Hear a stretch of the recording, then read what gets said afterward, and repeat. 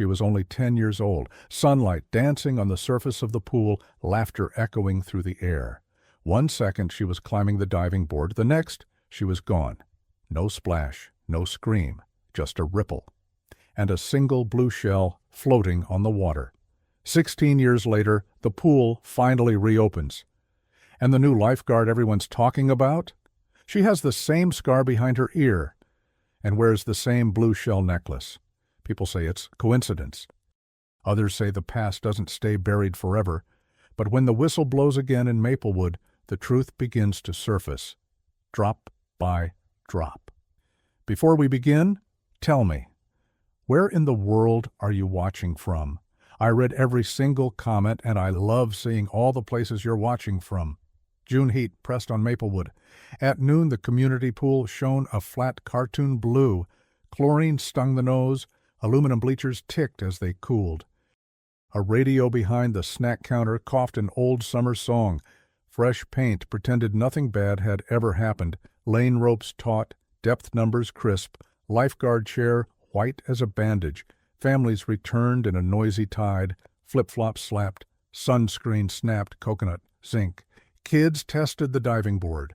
The place made its own weather, shrieks, splashes, whistles, the dull boom of a cannonball. Outside the fence, Maplewood Avenue yawned. Church bells counted 12.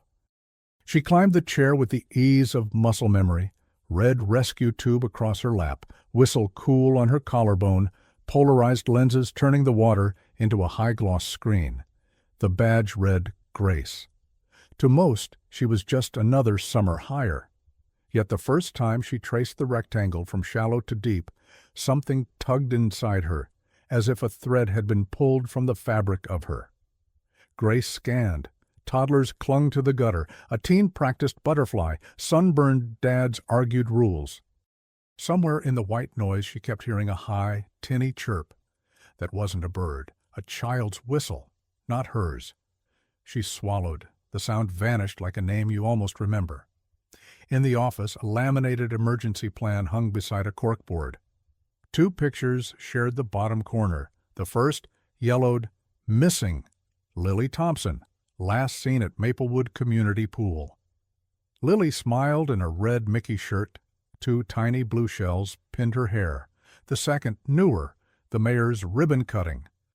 Each time Grace passed the flyer, a small weight relocated under her sternum. The gate plaque mentioned maintenance, but the town's real history lived on curling paper.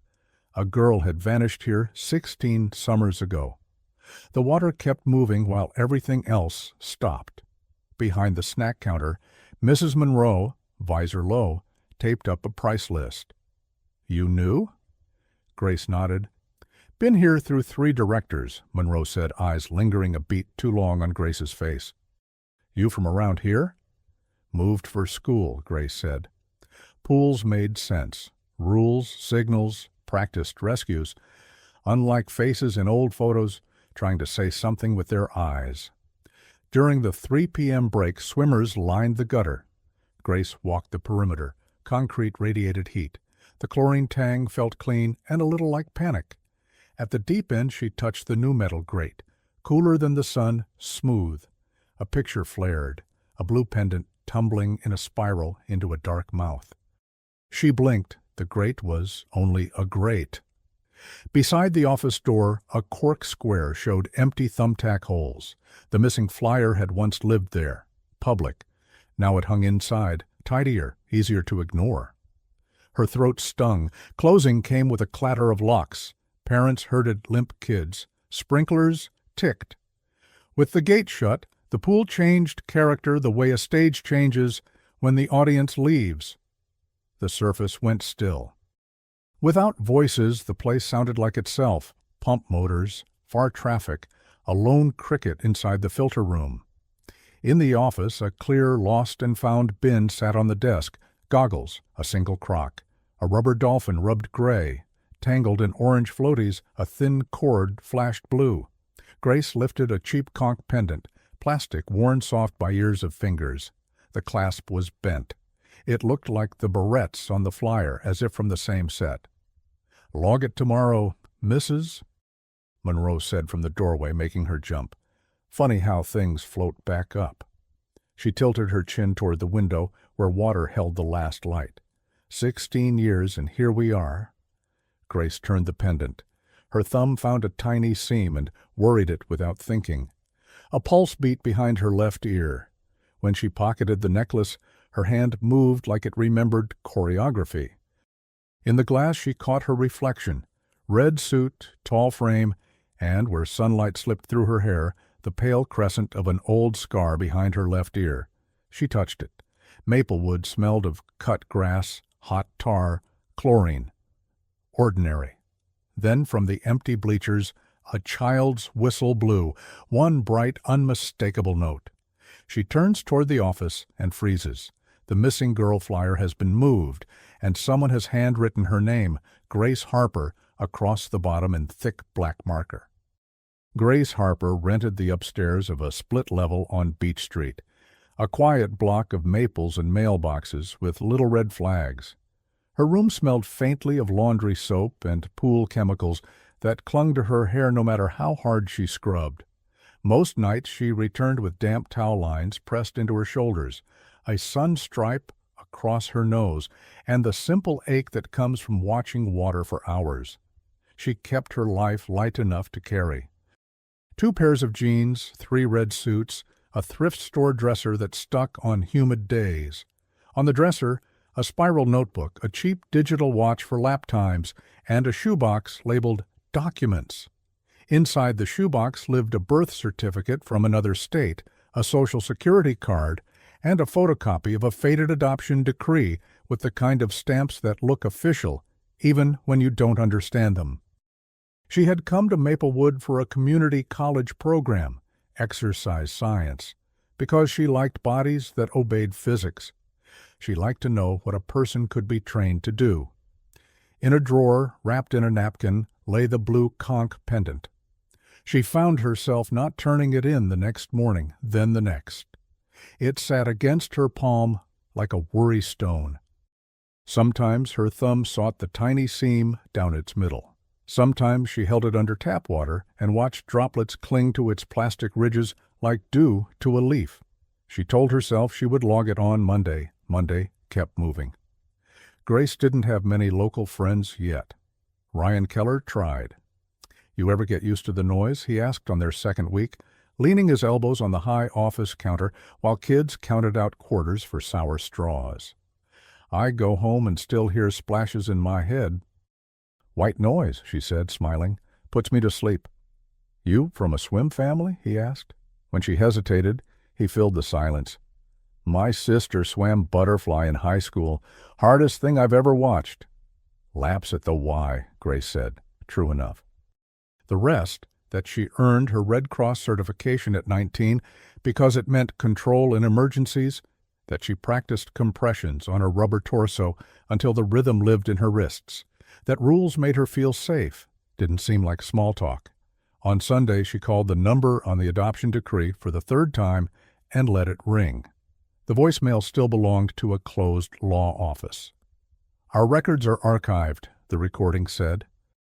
She hung up and wrote the sentence down in her spiral notebook anyway, as if adding ink could hold the world still long enough to examine it. At the pool, she worked the morning shift when the surface was a cold, taut sheet, and the only sounds were lane timers and the soft slap of practiced strokes. Older lap swimmers liked her because she learned their names fast and counted their sets when they lost track. "You're good at this," said Mr. Alvarez, who came with a folded newspaper and a battered swim cap that read State Finals 1998. "Good at watching," she said. By noon, the noise returned, the weather system of shrieks and whistles, and Grace's focus narrowed to edges and shadows. She saw everything, the flash of a wrist, ducking below the lane rope, the way a child's laugh shifted pitch when fun turned fragile, the slick footprint that would make a runner skid. When she blew her whistle, people listened. Calm produced calm. 2 women hovered by the chain link one afternoon, eyes traveling from the water to Grace's face and back. One of them, short hair, teacher's lanyard, laid a hand on the fence as if the metal could steady her. "Excuse me," she said when Grace walked by. "Were you here years ago? You look—" The woman stopped, started again. "You look like someone." "First summer," Grace said. The woman faltered, then offered a small, embarrassed smile. "I'm Eleanor." Her eyes flicked toward the office door as if a private memory lived there. "We used to come here, before it closed." Grace recognized the name a heartbeat later, the way you recognize your own handwriting. Thompson. She felt the pendant in her pocket, though she hadn't put it there. "I'm sorry," she said, and meant it. The words available to anyone who needed them. Eleanor nodded. "You watch the water like a mother," she said, half to herself. "Thank you for that." She walked away with the other woman, shoulders squared against a story she could not put down. That night Grace walked the block as the light went soft and the maples turned the street to a tunnel. She timed her breath to her steps, 4 counts in, 4 out, the way she'd learned in training whenever panic tried to bloom. Back home, she opened her spiral notebook and listed facts about herself the way you list items for a grocery run: Red Cross certified, lapse at the Y, Ohio license. Favorite lane to guard is lane 3 because the sun doesn't strike it until 2. Scar behind left ear, adopted at 2. Law office closed. Underneath she wrote a question and left the line blank. Who named me Grace? She returns to the shoebox for the adoption papers and finds a second photocopy she didn't remember making, stamped with a Maplewood address she has never lived at. The name on the flyer was not there at noon. By closing it was scrawled in thick marker. Grace Harper. The letters bled slightly, ink floating at the edges of the paper like oil on water. Grace took the pushpin out, smoothed the curling corner, and held the page up to the fluorescent light. Her hand stayed steady because she had trained for steady. Count your breaths, slow your pulse, scan the edges, but she felt something slip out from under a known fact and fall away. "It wasn't me," Ryan said when she brought it up, palms raised in an "I'm not stupid" gesture. "Your name on a missing poster. Hard pass on that joke." Mrs. Monroe frowned, lower lip disappearing inside her teeth. "Kids come in here, tape dumb things everywhere. I'll pull the cam." The office security camera showed a perfect view of the doorframe and exactly nothing of the corkboard. "Installed backward," she said, half amused, half irritated. "Maintenance will flip it." Grace repinned the flyer and peeled her name off with a strip of packing tape. Marker shadow remained, a faint bruise. The sense of having been singled out stayed louder than she wanted it to be. After shift, she drove to the Maplewood address stamped on the second photocopy. The GPS voice pushed her down residential streets to a bungalow trimmed in powder blue, the kind of house you'd draw as a child if asked to draw a house. Square, triangle roof, 2 windows like eyes, a porch like a mouth. Wind chimes whispered above the steps, tiny shells that clicked against each other.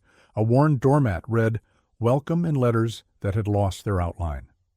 Grace stood at the bottom of the stairs for a long 30 seconds, counting her breaths. 4 in, 4 out. She did not climb them. Instead, she committed the details to memory. The number 218 on the mailbox, the faint smell of fabric softener, the way the porch board sagged by an inch where many feet had stopped before knocking. A woman watering begonias next door glanced over. Grace waved like she was looking for a lost dog and left. The next morning the water was unusually cloudy by lane 3. "Backwash?" Ryan asked. Grace nodded, and together they hosed the filters until the waistline ran clear. When she lifted the last basket, something clicked against the metal. Small plastic, blue. A child's whistle rolled into view, the kind with a cartoon fish sticker half peeled from its belly. Grace stared. "Probably fell in yesterday," Ryan said, but his voice had the question built into it. She bagged the whistle and logged it. The lost and found shelf now held 2 objects that tugged some old thread in her mind, the conch pendant and the whistle. She left the pendant in her drawer but carried the whistle on her rounds like evidence. Eleanor appeared again at the fence near noon, cheeks pinked by sun and something like dread. "I'm not here to cause a scene," she said, both hands on the metal diamond mesh. I brought something." From a canvas tote she pulled a thin, kindergarten yearbook split at the spine, pages repaired with transparent tape.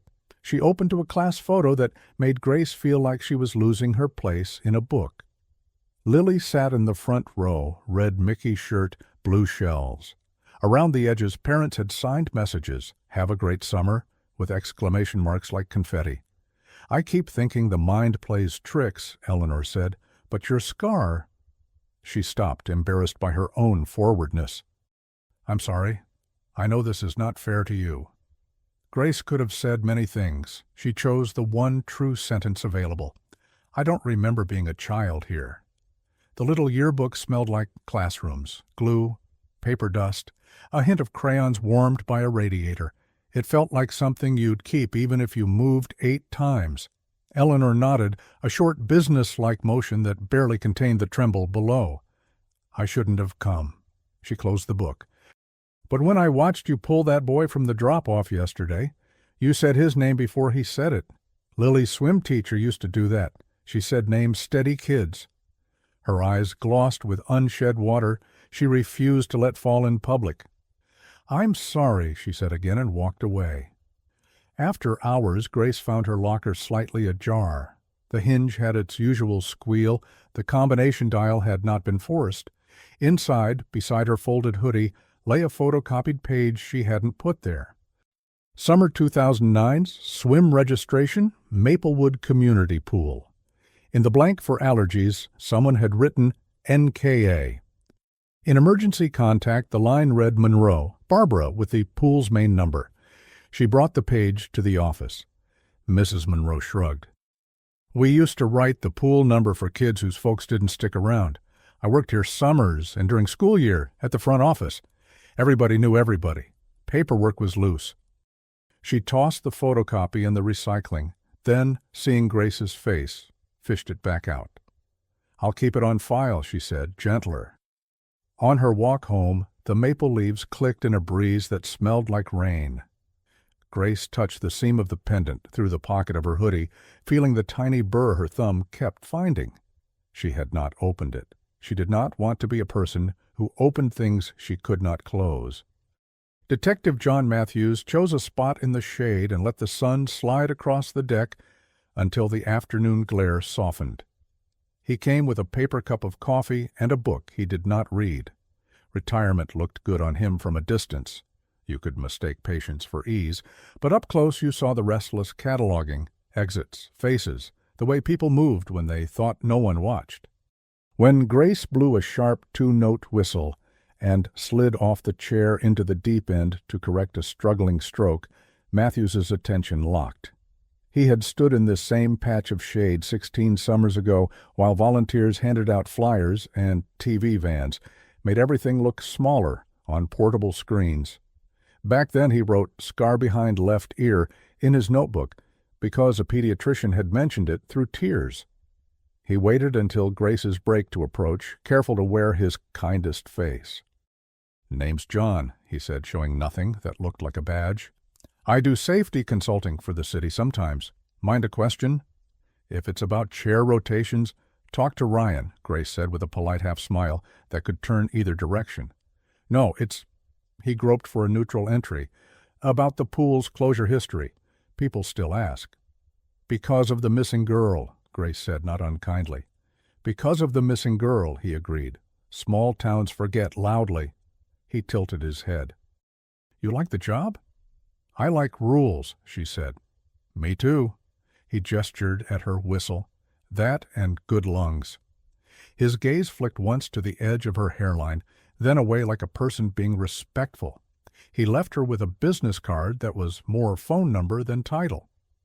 Later, alone in the office, Grace ran her fingertip over the embossed digits, as if Braille might say something different. John Matthews, consultant. That evening she drove back to the blue bungalow at 218, porch light off. The wind chimes clicked like small bones. She adjusted the pendant in her hand until the seam caught the pad of her thumb. The plastic halves parted with a soft, guilty pop. Inside lay a strip of white material folded to the size of a fingernail, the kind of waterproof paper lifeguards use to label goggles. On it, in cramped ink, a number had been written twice, as if the writer wanted the digits to survive a long time. She sat in the car under the maples and dialed. The first ring seemed to come from everywhere, the second from the passenger seat, the third from behind the office door at the pool in her memory. Not possible. And then a voice answered. Maplewood Recreation, a recording said. Hours. Rates. Press 1 for swim lessons. The number looped to the pool. That could be nothing. That could be everything. Back home, she laid the strip on her notebook and wrote it again exactly as if copying could add knowledge. 555Y137. She placed the whistle and the pendant side by side and found herself aligning them to the page margin, the way you line up evidence so it doesn't slide. She set her phone on top, as if weight could keep the past from moving.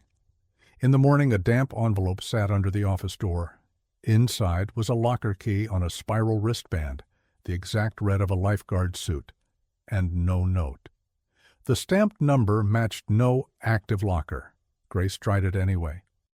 At the far end of the women's room, a door she'd assumed was storage opened to a narrow cubby with a shelf.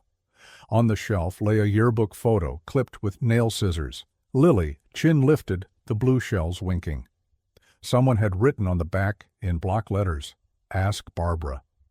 Grace closed the door and locked it, her breath coming fast, then slow by force. When she turned the corner, Mrs. Monroe was filling the ice chest with a hose, the water drumming the cooler wall. Pumps rattling again, Monroe said over the noise, not looking up. We'll need a service call. Grace could not make her mouth say the sentence in her head. She went to the office, dialed Matthew's number, and hung up before the first ring completed. The lost and found bin glinted. Through the plastic she could see the shapes of a childhood, goggles, toys, mistakes. She added the whistle and shut the lid. A thunderstorm breaks. When the power flickers, the office printer wakes and spits a single page, an old incident report, stamped with a date from 16 summers ago and a line that reads, Witness Barbara Monroe. Matthews waited until the storm passed and the printer dried before he asked Barbara Monroe for 5 minutes. He chose the picnic table by the shade sails where they could see the water and be seen by anyone who wandered over. He set the incident report between them. The paper was freckled from the leak, but the line he cared about was legible. Witness Barbara Monroe. Date, June 12, 2009. Time, 12:43 p.m. We already talked back then, Barbara said, visor pulled low. Twice with you, once with the state. And you told us what you saw, Matthews said. I'm asking about what you did. He pointed to a different line near the top. Secondary incident. Child found near maintenance gate, reunited with adult. We never found the adult. Barbara's mouth thinned. Because the building didn't keep that side camera then, we were lucky to have one pointing at the office. Lucky, he echoed. Do you remember the child? Little, she said slowly. Wet hair, blue barrettes. She flinched as if she'd pinched herself and corrected, no, a blue, something. Kids lost things constantly. Matthews let silence do its old work. After a while, Barbara scratched the table with her nail. I took lost kids up front, made a note, called the number on the wrist stamp, or, if we had nothing, the pool line. It was chaos. Your name is the only one on a line marked reunited, he said. Staff weren't supposed to release minors without ID. And yet people shove a kid into your arms and shout that they have to get their other one from the bathroom, and you choose the safest available wrong. Barbara's voice didn't rise. It flattened. I did what the front office did. I took the child to a woman who said the name before the child said it. And then the other thing happened. After that, every memory in town belongs to the big thing, not the small one. The woman's name? It's been 16 years. But you wrote it then, he said. And this page says the attachment is missing. He tapped the incident report, which showed a clipped corner where a form would have been stapled. Who had keys to the maintenance gate? Me. And anyone who closed, Barbara said. She stared at the shimmering rectangle of water as if willing it to stop reflecting. If I made a bad call, it wasn't the only one that day. Matthews pocketed the report and thanked her. He looked older, walking back, as if a weight he'd put down had been set on his shoulders again by unseen hands. Grace, who had pretended to inventory rescue tubes within earshot, watched him go.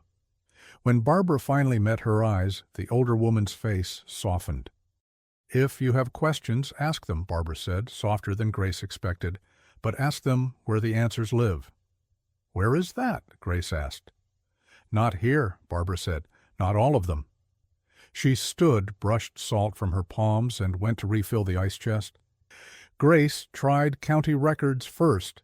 The clerk, a man with careful hair and a tie patterned with tiny anchors, typed her information with a precision that felt like kindness. Adoption records are sealed in this state, he said, not unkindly, even to the adoptee, unless a court orders otherwise. Who files the order? Grace asked. A judge, he said, with a sympathetic wince, usually at the request of a biological parent, but you can file a petition to unseal. She filled out a form that asked for names she only half owned and dates that moved when she looked at them. When she slid the clipboard back, the clerk lowered his voice. This line, he said, pointing to filing date on a tiny index entry that populated after her details, should never be a Sunday. He tapped the date, June 12, 2009. Courts don't process on Sundays. Then, how backlog entries get typed later. Or, he said, choosing his words, someone hand-entered something when the system came back up. Grace left the building feeling like doors had locked behind her as she walked. Outside, rain had rinsed the sky to a blank blue. She sat on the courthouse steps and reread her own name in block capitals until the letters looked like shapes instead of meaning. Ryan found her there because Maplewood ran on the kind of gossip that thought it was community concern. You okay? He asked, trying to make his voice easy. Just paperwork, she said, standing. He stood too, ready to match her stride, and she felt a sudden, unhelpful gratitude for someone who knew when not to talk. Back at the pool, the maintenance room door was propped with a kickboard. The smell of warm plastic and wet metal lived there permanently.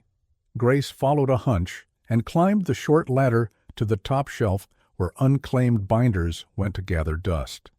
Behind a box of ancient lost and found, sun-bleached towels, a cracked swim cap, she found a binder labeled Inventory 2009. Stickers with failed glue pinned pages together. Inside, among orders for lane rope floats and skimmer baskets, a single sheet had been misfiled, Incident Attachment A. It listed a description of a child reunited with an adult near the maintenance gate. Identifying features, blue shell pendant, old scar behind left ear. Grace touched the place on her head without meaning to and felt the crescent of skin. In the box marked adult name, the ink had bled where something had been written and then removed with correction fluid. Below, in a cramped second hand, someone had written, released per front office protocol. In the margin, see Barbara. She brought the binder to Barbara, who closed it with a palm before reading. That's not for the desk, Barbara said, voice low. Then, after a long breath, come by my house after close. We'll talk where the phone doesn't ring. At 8 p.m., porch light off, the wind chimes at 2:18 clicked nervous notes. Grace stood on the step and waited until the door opened a crack. Barbara's visor was gone. Without it, her face looked 10 years older and 5 years kinder. I took a child to a woman that day, Barbara said without preface. She said the right name first. I believed her. Then another child was gone, and every conversation we had after that was about the worst thing, not the smaller one I still see when I sleep. Why is there a Maplewood address on my papers? Grace asked, the sentence out in the air before fear could repack it. Barbara's eyes filled but did not spill. "Because the director thought it would be better," she said. "That's what he said. Better if the town can rewrite its story when we reopen." Paperwork got tidied. I did not know whose life I was tidying. I know now. That was cowardice. "Who was the woman?" "I don't know," Barbara said. "I wrote it down and turned it in. Somewhere that page has a name. Somewhere the name has a house." She handed Grace a small flat key on a red spiral wristband, like the one that had come in the envelope. "Old staff locker," she said. "Bottom row, far right. I should have thrown it out years ago." Grace drove back to the pool in the dark. The deck shone under floodlights, the water black as a pupil. In the women's room, the old locker groaned open. On the shelf sat a paper grocery bag, sealed with yellowed tape. She broke the seal carefully. Inside waited a stack of clipboard forms, waivers, class lists, incident notes, and between them a photograph. 2 little girls at the shallow end, hair slicked, blue shells, winking. One was Lily, the other, chin, eyes, the quiet tilt of the head, could have been Grace. On the back of the photo, someone had written a single instruction in neat block letters: "Do not call the police." The photograph didn't tremble in Grace's hands. Training made her wrists steady, even when a fact shifted. 2 little girls stood at the gutter, shoulders touching, hair slick, blue shells like commas in the wet. Both looked past the lens toward someone saying a name. She flipped the photo. "Do not call the police. Block letters, careful." She let breath slow the panic, 4 in, 4 out, until she could think. 2 girls. One vanished. One grew into a woman who swims toward trouble. Which one am I? She sifted the paper bag like an archivist. Rosters, waivers, a doodled deck map labeled "Do not jump sideways." Near the bottom, incident. Parent contacted at 12:43 p.m., the hour Eleanor lost Lily. Below it, in a second hand, second child released to adult. Initials, BM. She snapped a picture and texted John Matthews. "We need to talk off-site." He replied in under a minute. "Diner by the tracks, side booth." The diner's coffee tasted like opinions. The clock ran 5 minutes fast. Trains stitched the air. In the corner booth, Grace laid out facts in order so the story could hold. Matthews didn't interrupt. When she finished, he tapped her phone edge. 2 girls, he said. If a second child left the deck, we searched for the wrong absence. Ours matter. "I have a Maplewood address on my papers," Grace said. "Barbara says she brought a child to a woman who spoke the name first." What if I was that other child? What if the paperwork that made me real erased someone else? 16 years ago, Matthews said, this town had an adoption pipeline built on trust, not protocol. Churches helped, neighbors vouched. Most meant well, a few did not. He told her about flooded church boxes, a storage unit, a donor who paid every bill on time using the pool's P.O. box. Someone held the pen. The director kept a neat desk and a mess everywhere else. He was the hand, not the pen. "What about Eleanor?" Grace asked, then straightened her voice. "Lily's mother." "We ruled out every ugly theory," he said. "Pain is messy, but most mothers don't add paperwork to it." He slid a small envelope across the table. "Eleanor's DMV photo, younger, sorrow stoned over. I've watched her watch the gate," he said. "She counts breaths." Grace exhaled. The train horn shook the sugar packets. "You think I'm the other girl." "I think you learned rules because water can hide bodies," he said gently. "We owe you the truth with the fewest broken pieces. You don't confront Barbara alone. I don't knock alone. We go to 218 together." Barbara opened her door as if she'd been waiting. Lemon oil and paper scented the room. No photos on the walls. She set 3 mugs down. "I never called the police," she said, answering the photo without seeing it. "After the second thing, everyone told me the first thing was right.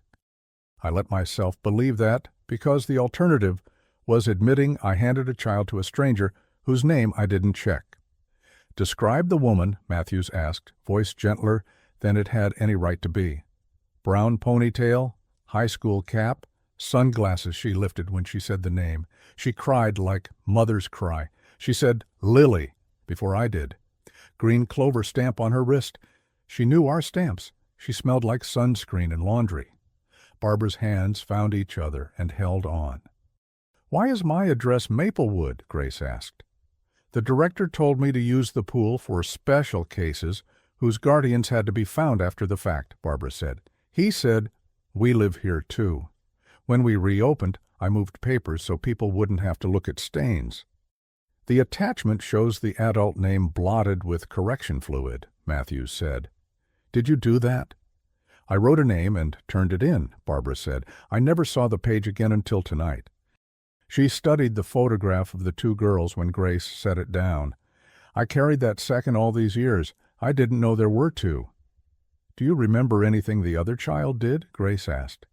"She touched her ear," Barbara said. "People do that when they're listening, or when something hurts." "It helps," Grace said. "Facts keep you from drowning in, maybe." Barbara brought out a tin of tagged keys and slid one over. "Maintenance gate. Wiggle up, then left." "Walk, yes." "Let's check your old staff locker," Matthews said. "Chain of custody." They drove separately. Maplewood notices arrivals. Floodlights drew frantic moths. Barbara worked the key up, then left, and the maintenance gate gave a groan like a confession. Inside, beside algae side and lane floats, a second paper bag waited, sealed with blue painter's tape, labeled Inventory, archive in the same careful hand as Do Not Call the Police. Matthews gloved up and handed a second pair to Grace. "You open," he said. "The story owes you."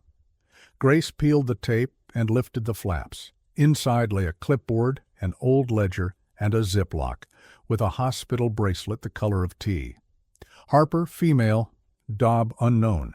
Allergies, NKA, stamped hold for court order, then crossed by tidy ink, released by director. "Someone decided after the fact," Matthews said. The ledger kept pencil columns. Date, intake, release. On July 12, 2 lines sat like parallel tracks. Intake. Child female, blue shell pendant, left ear scar, contact front office. Notes, hold, call list, release, child female, red shirt, green clover stamp. Contact M. Kent. Notes, says name first. Barbara winced. Marla Kent, church volunteer. Board treasurer's sister, Matthews said. She paid the storage lease after the flood. The clipboard held incident forms with the adult name box blotted white. Grace angled the next sheet, rubbed with a pencil edge. Letters rose from the indentation. Marla Kent. They went to the church hall. Barbara still had the code. The basement smelled of mop water and paint. Metal shelves held banker's boxes labeled Store 1-3. Inside, intake folders, waivers, each stamped hold for court order, and often crossed with released by director. Grace found her own decree copy with a sticky note. Temp address. Pool. Mail. Okay. In Store 3, a Polaroid showed 2 girls at the shallow end. On the back, in the same neat hand as Do Not Call the Police, sibling? At the bottom of Store 1 lay a composition book labeled Director, Notes. Between pump schedules and donation lists, a page titled Special Situations read, Placement Expedited, MK, Birth Cert Refiled, LM, Address Standardize, BM, Donor Cover Bill, FK. Barbara's mouth trembled. BM is me, she said. Address Standardize, I did that. You were told to, Matthews said, though it felt thin. Keys turned at the hallway door. Marla Kent stepped in with tote bags and a smile that dimmed when she saw the 3 of them with the boxes open. We're here as ourselves, Matthews said, showing the pencil, rubbing. Your name is under correction fluid. Marla's face ran through confusion to calculation and then to the brisk tone of a person who has run 1,000 casseroles to 1,000 grieving houses. Old paper, she said. We saved what the flood didn't take. It turns into 2 children, Grace said. Marla considered Grace a long moment. You work at the pool, she said. Barbara posts schedules. My address, too, Grace said. On forms. Marla sighed, and cheer drained from her voice. 16 summers ago, I had mothers sleeping on my couch while the director hid bills in friendly mailboxes. A child vanished while TV vans taught us how small we are. I handed a second child to a woman who knew our stamps and said the right name, because seeming right was the only safety we had left. Who was she? Grace asked. A name on a roster once. Elaine, Marla said. Phone number forwarded to a prepaid. Ball cap, sunglasses, clover stamp. She knew which gate stuck. She bent to store 3, pulled a thin folder. Inside, 3 receipts and a fuzzy license copy. The address matched 218. The name read Elaine Lane. Barbara steadied herself on a shelf. That's my house, she whispered. On paper, Marla said. The director ran costs through your address so donors wouldn't spook. Then he used the trick for other things. Matthews gathered the ledger, bracelet, Polaroid, and director's notes. We'll take copies, he said. Marla nodded, suddenly older. Take them. I'm tired. They reached the parking lot as dusk pooled. Grace's phone buzzed, a blocked call, a woman's calm voice. You're looking in the wrong place. If you want Lily, stop searching the pool. Look where the water leaves. The line clicked. Grace set it back for her muscles to learn. Look where the water leaves. The outflow, the creek behind the ball fields, the culvert under Maplewood Avenue. Tomorrow, Matthews said. Now, Grace said. By the ball fields, the chain-link fence hummed with crickets. The creek ran brown and urgent from the storm. Flashlights found the culvert mouth, an oval of concrete, ladder missing its first rung, a faded green clover spray-painted years ago. A scrap of nylon line hung from a rusty bolt like a tail. Grace slid down the bank on her hip, palms gritty. The pendant in her pocket tapped the concrete like a tiny bell. Hold my phone, she told Matthews, then eased onto the second rung, then the third. Her beam caught a lip where a maintenance panel didn't sit flush. In the shadow below, something pale nested, plastic-wrapped, silt-dusted, shoebox-sized. There's a cache, she said, voice steady. She wedged fingers under the panel and pulled. The plate gave with a wet sigh. The bundle slid into her hands, cold and heavy as a secret. On the bank, they cut the plastic with Barbara's house key. Inside, a VHS tape in a cloudy case, a spiral notebook sealed in a Ziploc, and a second Ziploc holding a tiny faded swimsuit with 2 broken blue shells safety pinned to the strap. Barbara covered her mouth. Matthews's hands hovered, then steadied. Grace lifted the notebook. Across the first page, a child's hand had printed clumsy block letters. My Pool Summer. The second line, smaller, steadier, in adult hand, Lily's journal. Keep safe. The tape's label, smudged by silt, held 2 words written with a lifeguard's thick marker. Filter room. Matthews looked toward the black rectangle of the outflow, then back at the bundle. If this is real, he said softly, then someone left us a map 16 summers ago. Grace held the little swimsuit. The broken shells clicked together in her palm like teeth. Tomorrow we watch the tape, Matthews said. Tonight, Grace said, before the town forgets again. Eardy. They turned toward the cars, arms full of proof that felt like ghosts. A new text arrives from the block number. Don't press play in public. The pool's filter room lights up in the distance. They did not go back to the pool. Matthews unlocked his garage where a pegboard held careful rows of retired life. Coiled extension cords, a lantern, a yellowed VCR with a strip of masking tape labeled Living Room. The garage smelled like cut grass and motor oil. Rain ticked on the roof like someone drumming their fingers to think. Not public, Matthews said, repeating the text. Doors locked, no phone on speaker. Barbara hovered at the threshold, palms flattened against the frame as if steadying the whole structure. Grace set the VHS on the workbench and waited while Matthews blew dust from the VCR like a medic clearing an airway. The blue shell swimsuit lay folded like a prayer beside the journal. Grace ran her thumb over one broken shell. It clicked against its mate like teeth. The tape swallowed into the machine with a thunk that made all three flinch. A warble, a blue screen, then the camera's fixed stare. The filter room from a corner bracket. Timestamp, Jewel 12, 2009, 12:38 p.m., 5 minutes before the incident time on the report. The room was narrower then, pipes dull and sweating, an orange extension cord, a rolling cart with a cracked handle. The audio was mostly the pump's steady growl. A kid's song, tinny, faint, bled in from the deck like a memory you can't place. Then movement, a small shape at the edge of frame, toes on rough concrete, hands reaching for something that glinted where the floor met the drain. The child crouched, unsteady. Lily, Mickey shirt, wet hair, blue shells pinned. She set her palm down to balance, shoulder tipping toward the dark grate.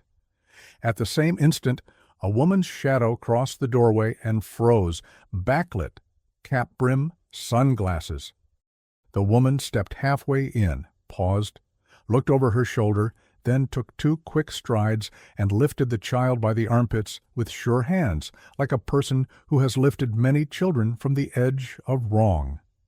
She set Lily on the cart, whispered something, the camera had no words, pointed toward the door.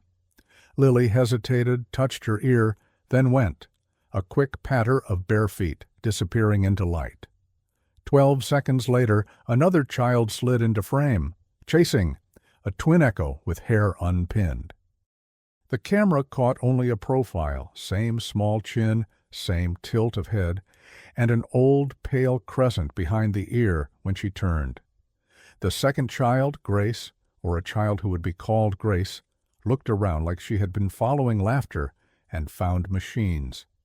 She stepped toward the grate, curious, then toward the door, where the woman reappeared and held out a palm to stop her. Gentle, practiced. She crouched to the child's height and spoke longer, looking at the mouth to confirm the name. The child nodded once. The woman lifted the child's right hand, pressed something small to the wrist, a clover stamp maybe, and led her out with a glance back at the camera, a brief assessing flicker that said, "You are watching, but you cannot help." The image trembled. 5 minutes stretched into a minute. Pumps droned. A man's legs appeared at the doorway, khaki pants, director's key ring, hesitated, retreated. Then the room went still again, as if the building itself had held a breath, and now wasn't sure whether to release it. Barbara's first sound was not a sob. It was a quiet "oh," like someone seeing a wave take a thing and give it back. She pointed with a trembling finger. "She said the name first," she whispered. "That's what I remember. She said it first." Grace pressed her thumb into the seam of the conch pendant until it hurt in a helpful way.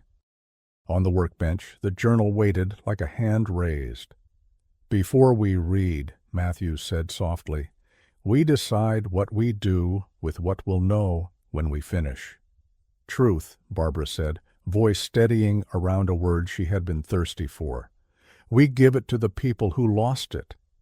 "To Eleanor," Grace said, and her throat tightened on the syllables she had never owned, but now could say without breaking. "And to me." They set the tape aside and opened the journal. The first pages were big letters and summer drawings, stick kids, triangle roofs, a blue rectangle labeled "Pool." The letters wanted to be neat, but fell into the ruled lines like kids who want to listen but can't help running. Then, a few pages in, the hand changed. Tighter, adult, careful. "Lily's journal, keep safe." Below it, "If you find this, do not panic. Proceed. Outflow, filter, office file." Grace's chest felt too small. She flipped ahead and found a page dated with the missing day in a lighter pen. "Lily lost her shell. We made a list to look. If I am not with her, she is with the lady with the hat. She knows the stamps. She knows the staff. She said to wait by the cart." The pen skipped, thin where the writer pressed too hard, trying not to shake. "If this goes wrong, do not tell the camera's lies. Do not move papers." "Who wrote this?" Grace asked. Matthews's finger pressed a margin note. Elaine. The same initials as the license. Elaine. Why would she leave it hidden? Barbara asked, hand over her mouth. Shame and relief sat in the same chair. To leave a rope back, Matthews said, in case the town cut the first one. Grace turned one more page and touched something that wasn't ink. A taped square of flimsy plastic the size of a wrist stamp, faint green clover, barely visible. Under it, printed in a child's hand. My stamp matched hers. We were both safe. A dried water ring smudged the corner. Grace realized she had stopped breathing and started again deliberately, counting, 4 in, 4 out, letting air reach the parts that braced when the past walked into the room. We have enough to show, Eleanor, Matthews said quietly. Not everything, not yet. Enough that she stopped searching alone. Barbara nodded, eyes shining but clear. I'll go with you, she said. I'm the one who told myself the wrong story so long that it felt true. They drove to a small rented duplex off Sycamore, where wind chimes made from spoons tinkled in the evening. Eleanor opened the door before they knocked fully, school lanyard slung over a chair, a stack of graded spelling tests on the table. She had the taut face of a woman who has learned to hold every expression in check until she is alone. We found things, Matthews said, and a tape. Eleanor did not sit. Tell me the worst, she said. Tell it first. Grace set the little swimsuit on the table. Eleanor put both hands to her mouth and then, deliberately, pressed them flat on the wood. She touched the broken shells as if they could be mended under her fingers. We bought those at the beach, she whispered. She said the blue ones were ocean pieces that learned to be brave. We can show you the tape, Matthews said. It doesn't show what you fear most. It shows what happened right before. It shows a woman who saw your child and moved her to safety. It shows a second child, me. Grace's voice wavered once, then steadied. It shows that for 12 seconds there were 2 of us in that doorway, and the town only wrote 1 down. Eleanor's knees gave and found the chair as if it had been put there urgently for that purpose. You, she said, looking at Grace not like a ghost, but like a photo you've carried so long it becomes a mirror. I keep seeing you and telling myself not to see you. Grace sat too, but on the edge, palms open.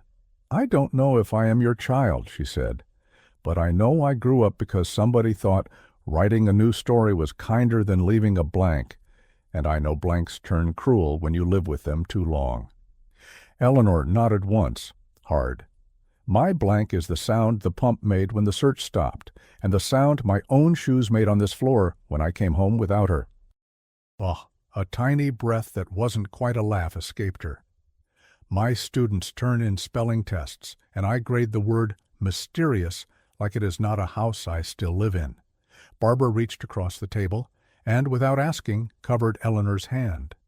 I let the wrong story stand, she said. I thought I was protecting people. I was protecting a building. Eleanor's chin lifted, decision entering her bones the way cold enters a pool. We watch the tape, she said. We write down the names. And then we decide who is owed what. They watched in Eleanor's living room with the sound low and the lamps off. Eleanor sat forward, elbows on knees, the way you sit when you are trying not to touch the pain, but you will if the truth asks. She did not cry at the sight of Lily's wet hair. She didn't even blink. She breathed deliberately through the moment the second child turned her head and exposed the crescent scar. At the end, she leaned back and laced her fingers together like a person bracing for a wave that has already broken. She saved them, Eleanor said of the woman in the cap. No sarcasm, just fact. And then something else happened that no camera saw. She left us a map, Matthews said. Journal, cash, names. She was not the director's hand. Who was? Eleanor asked. Board, donors, a culture of trusting stamps more than signatures, Barbara said, as if reading from a confession she'd practiced in her head for years. We made rehoming sound like mercy. Eleanor let the words sit. Then she looked at Grace with a kind of wonder that was not about resemblance. And you, she said. You learn to blow a whistle at the exact right pitch. My brain believes rules can keep the wrong water out, Grace said, allowing a small smile. It's not always wrong. Sure is study. Eleanor stood and went to a box in the hallway closet. She returned with a Ziploc bag holding 2 blue shell barrettes, one intact, one missing its pin. We found the broken one in the drain years later, she said. I told myself it was the same shell because telling another story made me cruel to me. She set the bag next to the swimsuit, 2 blues a generation apart. Grace touched the shells with the gentle curiosity of a person who respects what did not belong to her and still calls to her from the inside. When I walked the deck, I kept hearing a child's whistle, she said, embarrassed at the strangeness of admitting the mind makes sounds. I found one in the filter. It's probably nothing. Or my classroom whistle, Eleanor said softly. I wore it every summer. She swallowed. Do you want tea? I don't know what to do with my hands without a task. They drank tea like a ceremony you perform when a church has no words. Outside, sprinklers started in someone's yard. The sound made a soft applause for nobody. After a time, Eleanor spoke into her cup. People always asked if I wanted the truth, she said, as if I could choose between it and my child. The truth is the only thing I could carry without breaking further. Grace nodded. I want it too, even if it tells me I'm not yours. Eleanor stood as if a choice had been made that was not actually a choice, but a muscle finding the motion it was built for. She pulled a small kit from the closet shelf, one of those DNA mailers she had bought and never used because using it was an admission the past had bones. She set it on the table. If you want, she said, we can know a piece of what we are to each other. It won't answer everything, but it will quiet some of the noise.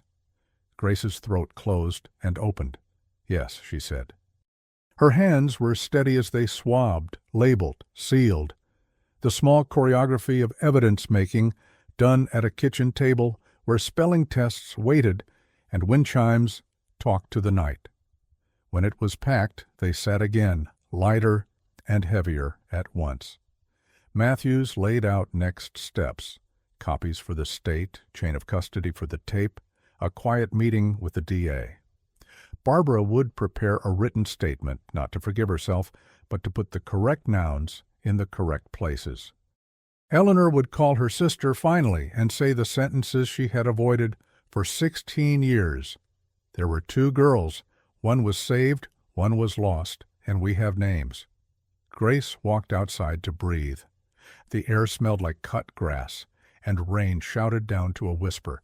She opened the journal to a page near the end and found a note in looping adult cursive. If you are reading this, the town failed loudly, but you found the quiet way. Keep the children visible. Keep the doors unlocked that lead out of rooms without windows. E.L. Her phone vibrated, a text from the blocked number.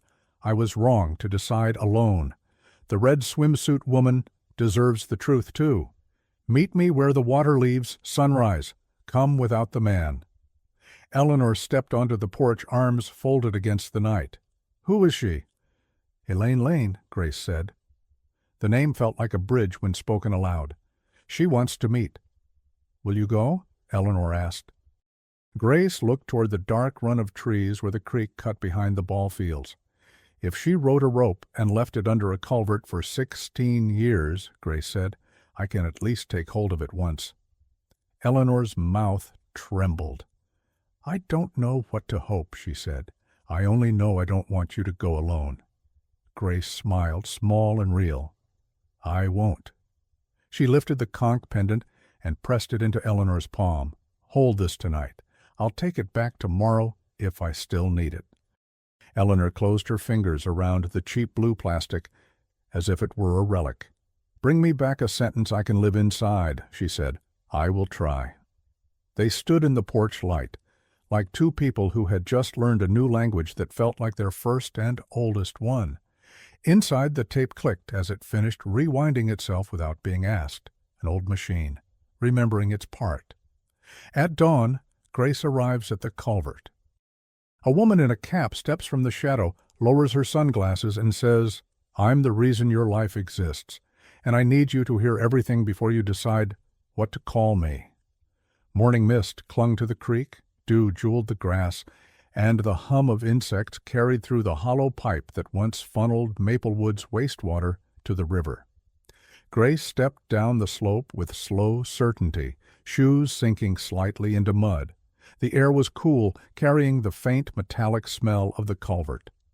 A figure waited at the mouth of the pipe, ball cap, sunglasses, the same quiet stance from the tape. Time had not softened Elaine Lane, it had only carved her stillness into something permanent. "I didn't run from guilt," Elaine said, voice low and even. "I ran from men who called themselves guardians. They used lost paperwork to make children property." Grace stopped 3 steps away. "And you used me." "I used the only moment I had," Elaine said. "When I saw you and Lily together, I knew they'd write the report the way they wanted. So I took one and left the other marked safe." Grace's hands tightened at her sides. "You forged my life," Elaine nodded. "I built you a place in a world that would have erased you. I thought I could fix what they broke by hiding one child in plain sight. I was wrong to stay silent." They stood there, river murmuring between them. The sound was endless, the kind that smooths stones and memories alike. "Lily drowned?" Grace asked. Elaine shook her head. "No, she slipped into the pump trench before I turned back. By the time we pulled her out, there was nothing to save. The director ordered me to file it as a disappearance. Donations, sympathy, publicity. He said, 'A missing child keeps the lights on.' I left that night and buried everything I could." Grace's breath hitched, but anger steadied it. "You left her mother in hell." "I left everyone in hell," Elaine said, "and I kept you out of it. I told myself you'd grow into peace, not truth. But peace built on lies rots." Grace looked at the sunlight pooling at the culvert mouth. "Why tell me now?" "Because you came back to the water," Elaine said, "and the town's ready to listen." Barbara confessed. "The director's estate settled. The state will open the files once we hand them the tape." Grace felt the weight of 16 summers finally settle into one moment. "Then we finish it," she said. Elaine removed her sunglasses. Her eyes were the color of the pool in morning light, clear, exhausted, unguarded. "Finish it," she repeated, almost as a blessing. By noon, the town gathered at the pool for the press conference Matthews insisted on holding outside. The reopened facility gleamed behind them, fresh paint, new filtration, children's laughter carrying across the deck like a fragile hymn. Eleanor stood beside Grace, one hand holding the conch pendant that now hung on a new chain. Barbara and Elaine both gave statements to the investigators, names, dates, the system that had swallowed 2 children and nearly disappeared a third. No drama, no applause. Just the steady weight of words finally placed where they belonged. When the microphones turned off, Eleanor touched Grace's shoulder.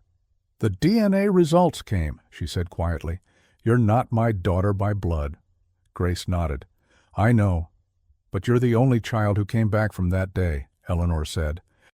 "And that makes you mine in every way that matters." Grace looked at the water. Sunlight danced across its surface like laughter, waiting to be remembered.